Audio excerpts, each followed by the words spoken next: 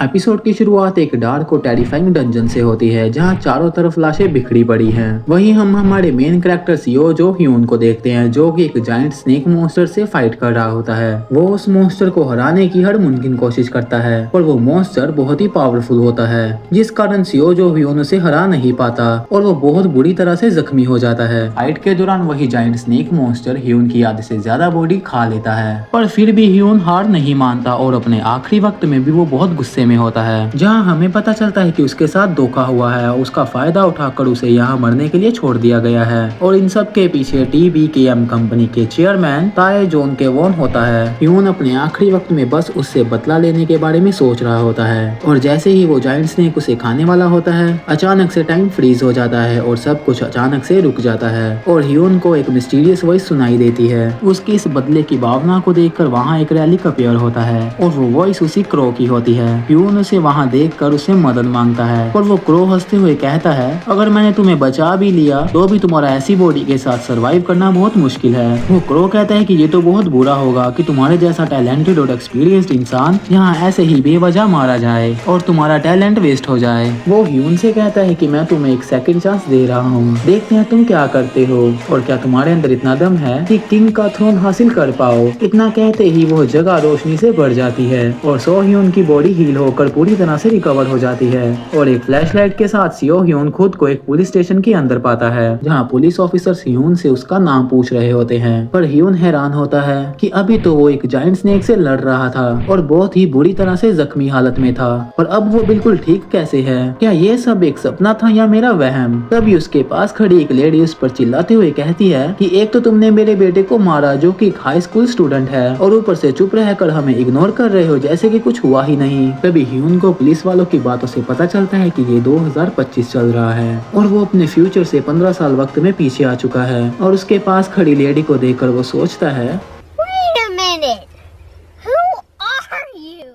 लेकिन फिर उसे सब याद आ जाता है कि कैसे नए साल के दिन वो इस औरत के बेटे के साथ फंस गया था जबकि सारी गलती उसके बेटे की थी जो ह्यून को परेशान कर रहा था और उसे ये भी अच्छे से याद है कि 15 साल पहले उसने इस मामले को कैसे सुलझाया था और सेटलमेंट करने के लिए उसके पास पैसे ना होने की वजह से अपने घुटनों पर बैठकर उनसे माफी मांगनी पड़ी थी। ह्यून ये सब बातें सोच ही रहा होता है कि तभी वो लेडी उसे इग्नोर करने के लिए ह्यून को थप्पड़ मारने ही वाली होती है कि तभी ह्यून अचानक से उसका हाथ पकड़ते हुए उसे रोक लेता है। उसे ऐसा करता देख पीछे से उस औरत का बेटा ह्यून को पंच करने के लिए आगे बढ़ता है और ह्यून बहुत ही आसानी से उसका अटैक ब्लॉक करते हुए उसे वही जमीन पर पटक देता है। ये सब करने पर वो हैरान हो जाता है क्योंकि उसे उसकी बॉडी काफी हल्की लग रही होती है जिस कारण उसके एक्शन काफी फास्ट हो जाते हैं। वो सोचता है कि क्या वक्त में पीछे आने पर भी मेरे 15 साल का एक्सपीरियंस और कॉम्बैट स्किल्स अभी भी मेरे अंदर है। ये जानकर वो खुश तो है पर उसने अभी जो पुलिस स्टेशन में एक्शन दिखाया था उस पर ही भारी बढ़ जाता है जिस वजह से ऑफिसर्स उसे एक सेल में बंद कर देते हैं।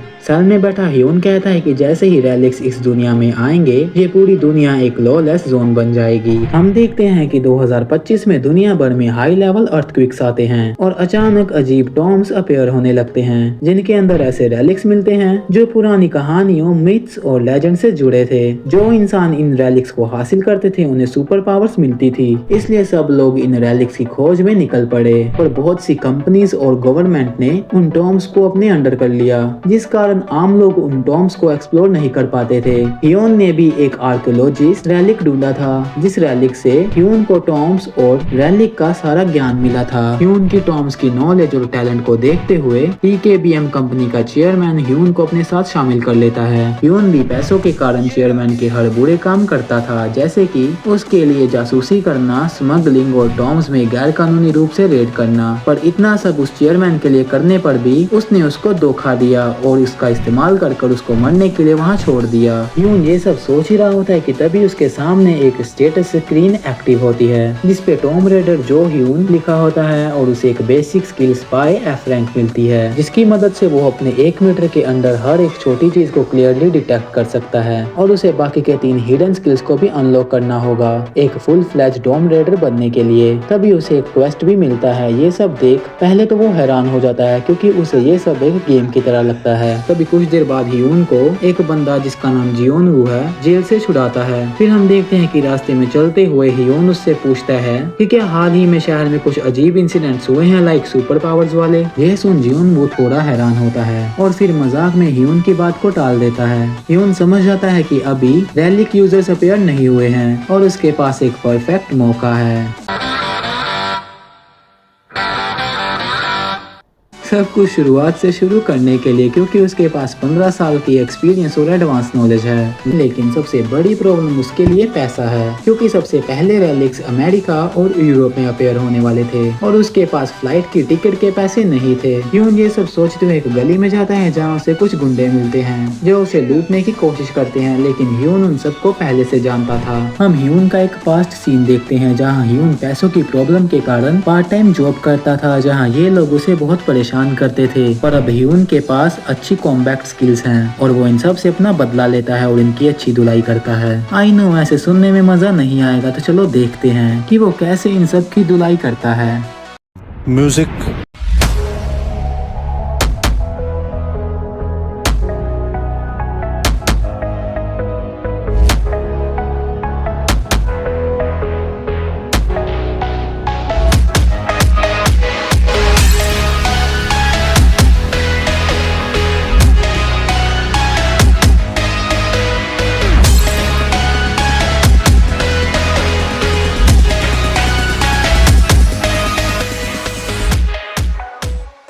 आई नो मेरी एडिटिंग बहुत बेकार है। खैर ह्यून अकेला ही उन गुंडों को निपटा देता है। ये देख इनका बॉस हैरान तो है, पर वो गुस्से में अपने कोट से गोल्डन कलर का नाइफ निकालता है और ह्यून पर हमला करने की कोशिश करता है। ह्यून नाइफ को देखते ही पहचान लेता है कि ये एक रैलिक है, क्योंकि कभी कभी रैलिक स्टॉर्म्स से बाहर निकलकर इंसानों के बीच छुप जाते हैं। वहीं वो बंदा पूरी ताकत से ह्यून पर हमला करने के लिए आगे बढ़ता है और ह्यून हंसते हुए एक ईवल स्माइल देता है। और इसी के साथ एपिसोड यहीं पे खत्म हो जाता है।